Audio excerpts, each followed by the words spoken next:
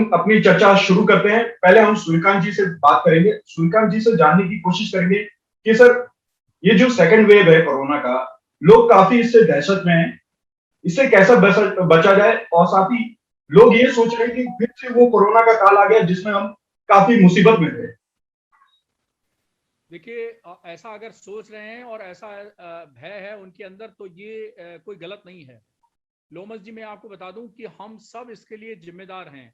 लापरवाही हमने की है। कोरोना जाते हुए कोरोना को निमंत्रण पत्र हमने भेजना है कि भाई साहब अभी और आइए, अभी तो मैदान खुला, खेल पड़ा हुआ है, तो अभी वो खेला और करेगा।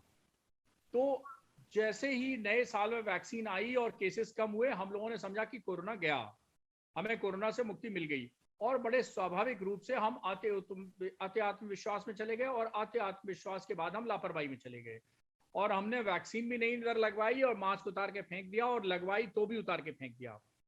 और लोगों से जैसे बिछड़े हुए यार मिले तो लोगों से गले मिलने लगे, शारीरिक दूरियां कम कर दी, हाथ धोना भूल गए। तो भाई ये सब कोरोना ने हमें सिखाया था। हम कह रहे कोरोना चला भी जाए तो भाई नमस्ते करने में क्या दिक्कत है, हाथ धोने में क्या दिक्कत है, शारीरिक दूरी बनाए रखने में क्या दिक्कत है। केवल एक मास्क ही तो है जो एक्स्ट्रा लगाना है, वो भी लगा लीजिए, 2020 में जैसे लगाया 21 में भी लगा लीजिए। तो एक जो स्वाभाविक चिंता है लोगों की, जो डर है, वो बिल्कुल सही है। और मैं आपको बता दूं कि मुझसे किसी ने पूछा था 29 मार्च को कि डॉक्टर साहब ये होली के बाद क्या होगा। मैंने कहा 5 दिन का on an average incubation time होता है कोरोना का। मैंने कहा 3 अप्रैल को मुझसे बात करना, कोरोना का असर दिखाई दे जाएगा। और कल वाकई में मैं लखनऊ से बाहर हूँ, इस समय ग्रेटर नोएडा से जुड़ा हूँ आपके इस कार्यक्रम में, और मैं आपको बता दूं कि उनका खुद फोन आया कि डॉक्टर साहब आपने बिल्कुल ठीक कहा था, 3 तारीख को लखनऊ का रिकॉर्ड टूट गया, 1000 से ऊपर केस हो गए। तो नेचुरली होली में हम बहुत अति उत्साह में मिले, लोगों से इंटरेक्शन ज्यादा हुआ। और इस बार की जो सेकेंड वेव है उसकी खास बात यही है कि इन्फेक्टिविटी ज्यादा है, संक्रामकता बहुत ज्यादा है।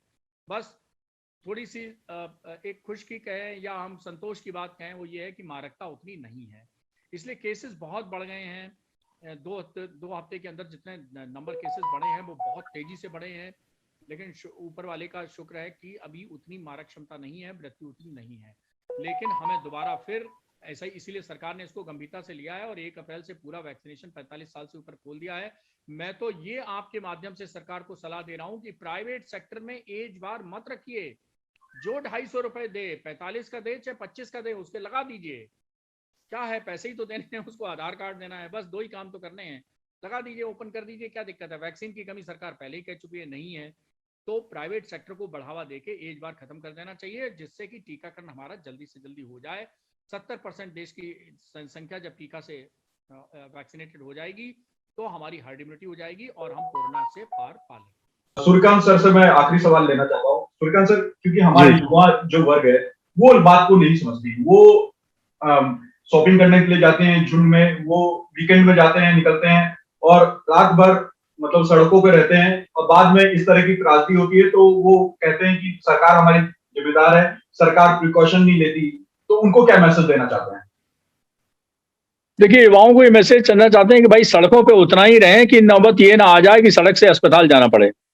देखिए, इस बार की सेकेंड वेव की खास बात क्या है कि सबसे ज्यादा जो असर डाल रहे हैं, वो सबसे ज्यादा प्रभावित हो रहा है ग्रुप, वो युवा वर्ग हो रहा है। क्योंकि देखिए, बुजुर्ग तो बहुत उसमें मेच्योरिटी होती है, वो अपने घर में बैठा हुआ है, उसने टीका भी लगवा लिया है। 45 से 60 के बीच की जो अस्वस्थ लोग थे उसमें भी काफी लोगों ने टीका लगवा लिया है। अब 45 के ऊपर भी खुल गया है, लेकिन अभी इनको प्रोटेक्शन कोविड वैक्सीनेशन का नहीं मिला है।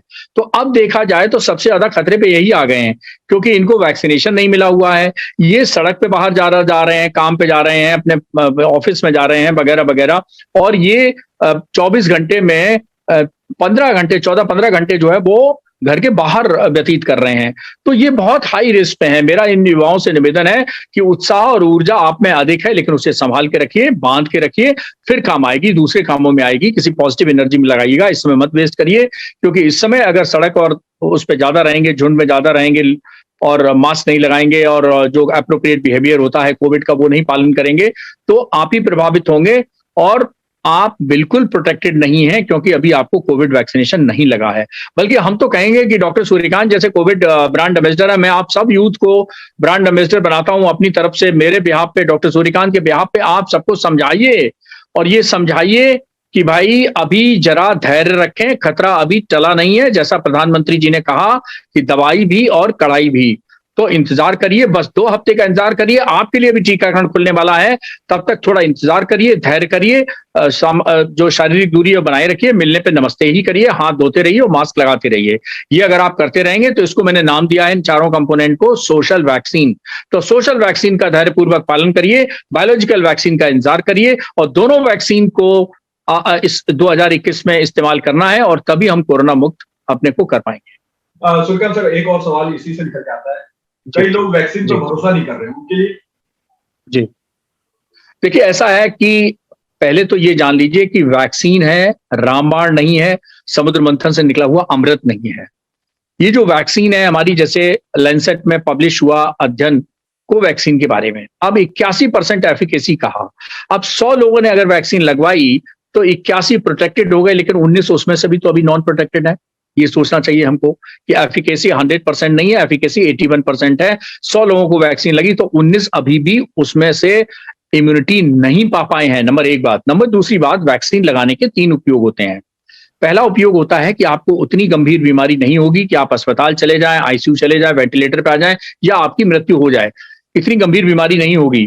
दूसरा होता है कि ट्रांसमिशन ही नहीं होगा, मतलब बीमारी नहीं होगी। लेकिन ये गारंटी नहीं है कि वैक्सीन लगते ही कोई नाक के बाहर फिल्टर लग जाएगा कि हवा जाएगी, वायरस नहीं जाएगा। ऐसा बिल्कुल नहीं होता है।